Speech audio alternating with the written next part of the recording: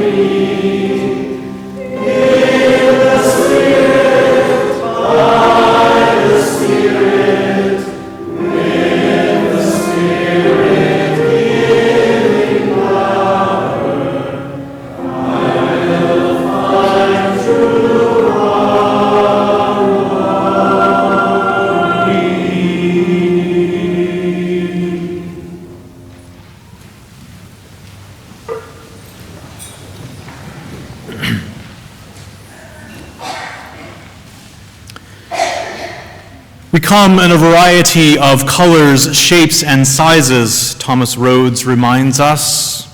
Some of us grow in bunches, some of us grow alone, some of us are cupped inward, and some of us spread ourselves out wide. Some of us are old and dried and tougher than we appear. Some of us are still in bud. Some of us grow low to the ground, and some of us stretch towards the sun. Some of us feel like weeds sometimes. Some of us carry seeds sometimes. Some of us are prickly sometimes. Some of us smell. And all of us are beautiful. All of us are beautiful. That's not always the easiest thing to remember. Sometimes beauty can be a hard thing to behold. We may find it difficult to spot the beauty in other people. We may find it hard to recognize it in ourselves. We may need to be reminded again and again that there is beauty to be found right here within the complexities of community, right here within each of us who makes up this whole.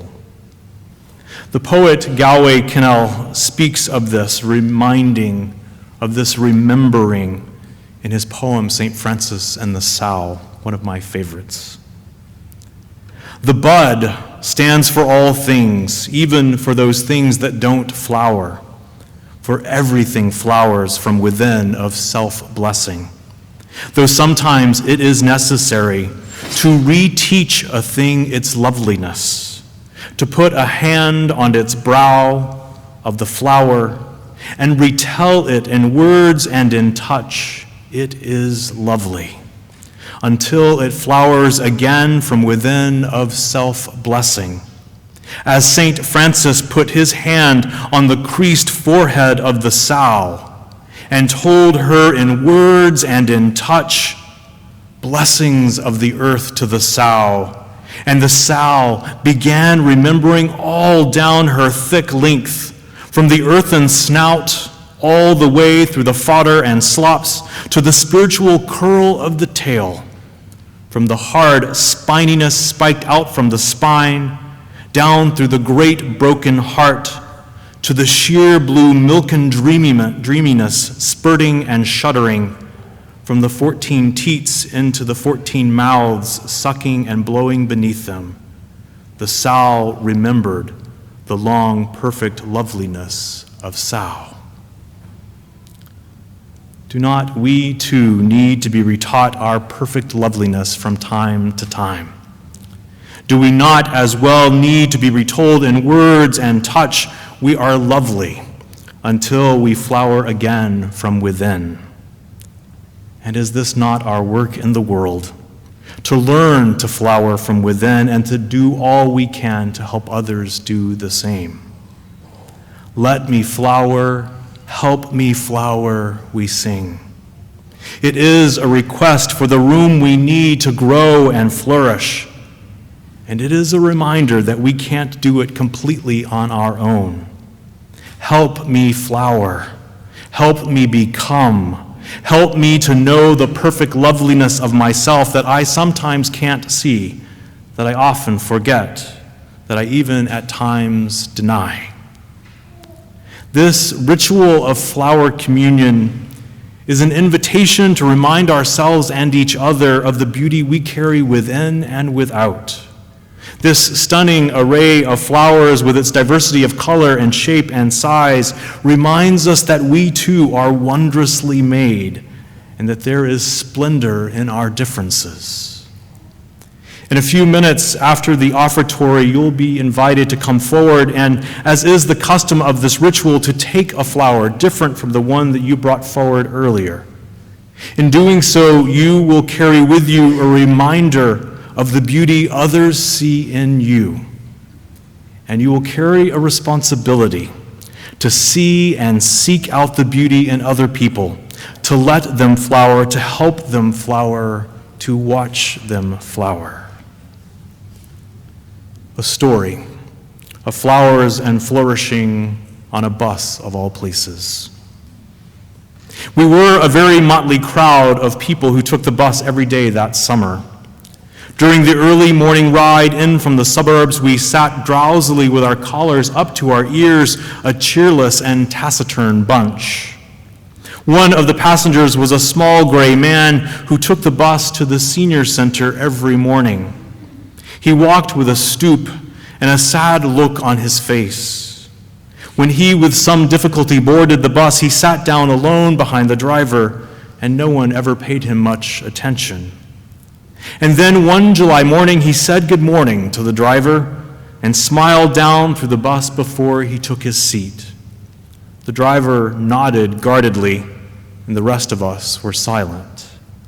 The next day, the old man boarded the bus energetically, smiled, and said in a loud voice, "And a very good morning to you all."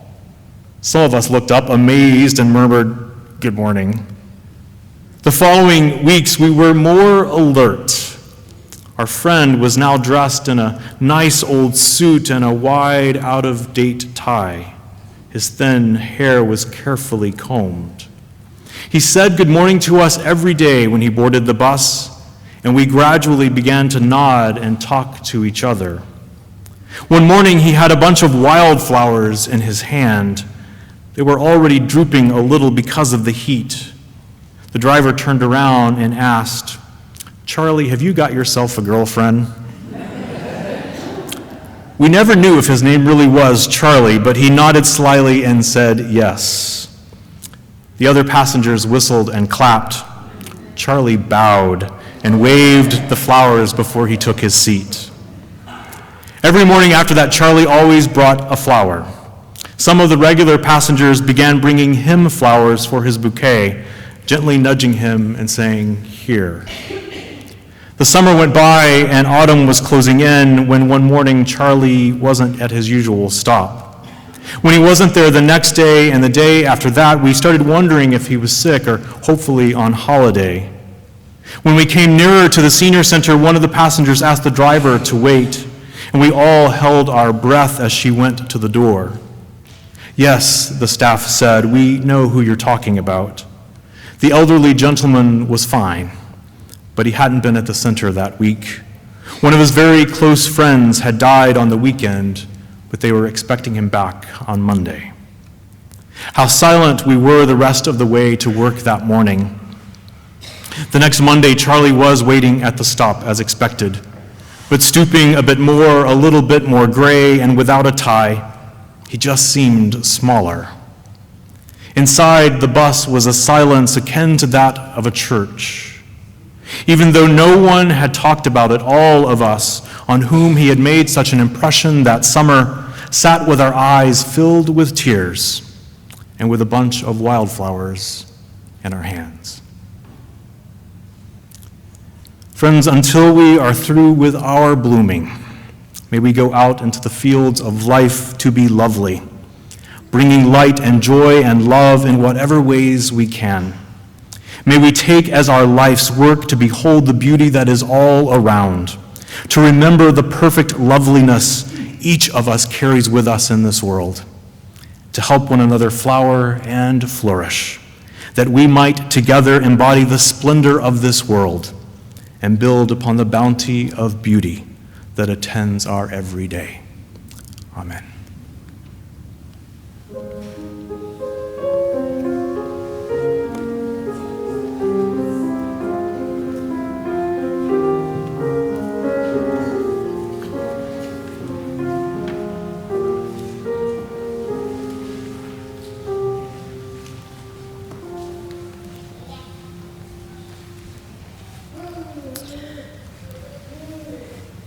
A religious community is like a garden, formed from the many seeds and bulbs that find themselves growing here, whether planted deliberately or blown in on a vagrant breeze.